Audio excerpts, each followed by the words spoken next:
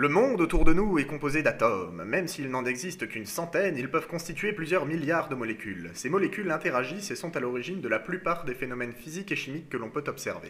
Une molécule est un agencement d'atomes qui ont besoin d'énergie afin de rester liés entre eux.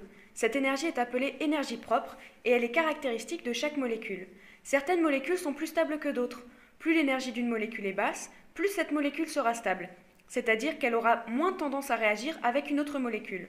Tout système cherche absolument à avoir l'énergie la plus basse possible pour se stabiliser. Du coup, même des molécules stables vont réagir si le produit final présente une énergie plus basse qu'au départ. Lorsque la réaction se produit sans l'intervention de l'homme, on dit que la réaction est spontanée. Sinon, il faut apporter suffisamment d'énergie à la molécule pour casser des liaisons et les remplacer par celles que l'on souhaite. Le plus souvent, il suffit de chauffer le milieu réactionnel. On dit qu'il faut franchir une barrière d'énergie et cette énergie s'appelle l'énergie d'activation. Si cette énergie à fournir est trop importante, la réaction n'aura pas lieu. Quand on a apporté cette énergie d'activation, l'énergie est maximale. Cet état est appelé état de transition. À ce stade de la réaction, on ne peut pas l'arrêter, la molécule n'est pas isolable. Une fois que l'état de transition est atteint, de nouvelles liaisons vont pouvoir se former. Quand les atomes vont se recombiner entre eux pour former le produit final, ils vont libérer de l'énergie, parce qu'on va passer d'un système où l'énergie est maximale à un système qui a une énergie plus basse. Cette énergie libérée n'est pas perdue et va être utilisée par les autres molécules qui n'ont pas encore réagi, et la réaction se poursuit. Le diagramme que l'on vient de tracer s'appelle le profil énergétique de la réaction d'une seule molécule. Il représente l'évolution de l'énergie potentielle au cours d'une réaction par rapport aux coordonnées réactionnelles.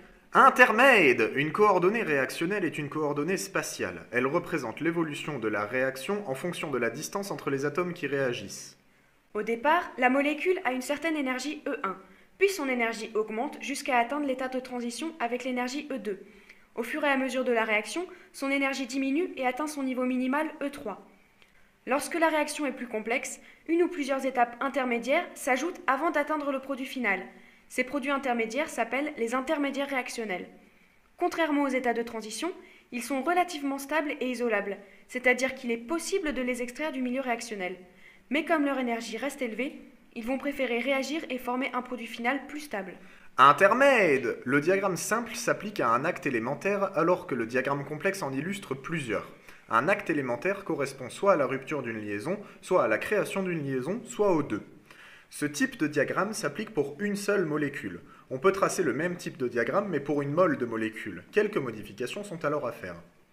Ces diagrammes sont surtout utiles lors de réactions où plusieurs produits sont formés.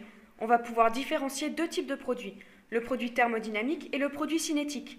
Le produit cinétique est celui qui se forme le plus vite car la barrière d'énergie à franchir est faible, alors que le produit thermodynamique est celui qui est le plus stable, donc celui qui a l'énergie la plus basse. Le plus souvent, l'un des deux est majoritaire. Grâce à ces diagrammes, on peut savoir quel est le produit majoritaire en fonction des conditions opératoires. Pour le produit cinétique, on va réaliser la réaction à basse température et laisser un temps de réaction très court. Pour le produit thermodynamique, on peut chauffer le mélange et laisser un temps de réaction relativement long. Et ça donne ça pour des réactions concrètes de substitution.